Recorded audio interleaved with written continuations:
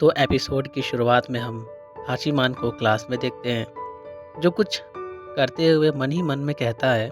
Naturally देखा जाए तो ग्रुप में रहना एनिमल का स्वभाव है। वे हाई रैंक्स बनाए रखते हैं, जो ऐसा नहीं करते हैं उन्हें अपना पूरा लाइफ स्ट्रेस में बिताना पड़ता है।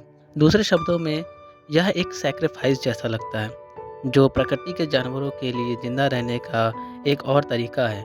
यही वजह है कि ग्रुप में रहने से किसी को कोई बेनिफिट नहीं होता। इसलिए हाशीमान ने भालू की तरह अलग रहने के लिए रास्ता चुना है, जो कभी ग्रुप में नहीं रहता। फिर हम देखते हैं हाचीमान अपने टीचर के पास खड़ा होता है। उसने बियर पर एक असाइनमेंट लिखा होता है, जो अकेला रहना पसंद करता है। उसकी टीचर कहती है, आखिर तुम्हें ग्रुप में रहने में दिक्कत क्या है? तभी हाचीमान कहता है, आप भी तो अकेली रहती हो, ऊपर से आप सिंगल भी तो हो। तभी टीचर उसे एक पंच मारती है। फिर कुछ देर तक आपस में बात करते हैं। फिर टीचर अचानक से हाचीमान से पूछती है, युकिनो के बारे में तुम्हारा क्या ओपिनियन है? हाचीमान कहता है, मैं उसे पसंद नहीं करता। टीचर कहती है, अगर मुझसे पूछो तो वो एक ब्राइट स्टूडेंट है। टीचर कहती है, जिनके साथ दूसरों का बोझ भी जुड़ा होता है वे अकेले ही आगे बढ़ जाते हैं। वह वास्तव में बहुत स्वीट है और समटाइम्स सही भी होती है, लेकिन बाकी दुनिया मायने नहीं रखती कि स्वीट होना सही हो। उसके लिए यह मुश्किल होगा।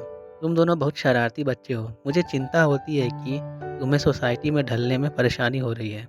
फिर सीन शिफ्ट होता है क्लास में, जहाँ हाशिमान अपनी जगह पर बैठकर लंच कर रहा होता है, क्योंकि बाहर बारिश हो रही होती है। हम देखते हैं वहीं पास में काफ़ी स्टूडेंट आपस में बात कर रहे होते हैं। वहाँ यूई भी होती है। यूई युकिनो के साथ लंच करना चाहती थी, लेकिन वह वहाँ से जा नहीं पाती। वह सीधा ना बताकर घुमाकर बात करती है, जिससे वहाँ पर जो लड़की बैठी होती है वो अपनी बातों से दबाव डालती है। यूई बार बार अपोलोजाइज करती है। ये देखकर कि हाचीमान यूई की मदद करने की कोशिश करता है, लेकिन वो लड़की हाचीमान के कुछ करने से पहले ही उसे बैठा देती है डराकर। तभी वहाँ युकिनो आ जाती है और कहती है, यूई तुम्हें इतनी देर क्यों लग रही है? और यूई की देरी के लिए सफाई मांगती है। जब यूई अपना ध्यान युकिनो पर लगाती है तो यूमिको गुस्सा हो जाती है। अब युकिनो यूमिको को उसके मतलबी होने के लिए डांटती है, कुछ ज़्यादा खरी खोटी सुना देती है, जिससे वहाँ तनाव वाला माहौल बन जाता है। युकिनो यूई से कहती है क्लब में आने के लिए और बोलकर चली जाती है। अब सभी स्टूडेंट तनाव वाला माहौल देखकर क्लास से बाहर जाने लगते हैं, दोनों को थोड़ी स्पेस देने के लिए। अभी हाचीमान भी वहाँ से जा रहा होता है। यूई उसे रोककर उसे उसकी मदद करने के लिए थैंक्स कहती है। यूई इस मौके का इस्तेमाल यह समझाने के लिए करती है कि अब वो यूई कहती है, हाचीमान और युकिनो से मिलने से उसे यह एहसास हुआ है कि वह अपनी मर्जी से रह सकती है और दूसरों की मर्जी के मुताबिक खुद को मजबूर नहीं कर सकती, जिसे यूमिको मान लेती है। सीन शिफ्ट होता है सर्विस क्लब में। दोनों लड़कियां बाहर होती है, हाचीमान वहीं से आ रहा होता है। वो तीनों अंदर जाते हैं क्लास में, और जहाँ योशितारो नाम का एक टीनेजर सर्विस क्लब में होता है। वो अजीबो-गरीब हरकतें कर रहा होता है।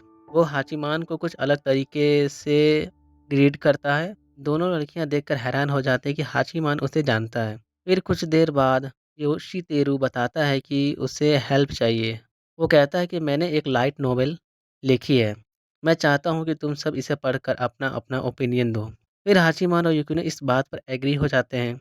हाचीमान और युकिनो पूरी रात जागकर उसका नॉवेल पढ़ते हैं और अगले दिन वे अपनी-अपनी ओपिनियन शेयर करते हैं, जो पॉजिटिव नहीं होती हैं। सर्विस क्लब की बेरहम ईमानदारी के बावजूद योशितेरू ईमानदारी से उनकी बातें मान लेता है। उनसे अगले लिटरेरी का रिव्यू करवाने का वादा करता है, और वो ये भी बताता है कि जब कोई उसका नॉवेल पढ़ता है तो उसे काफ़ी अच्छा लगता है।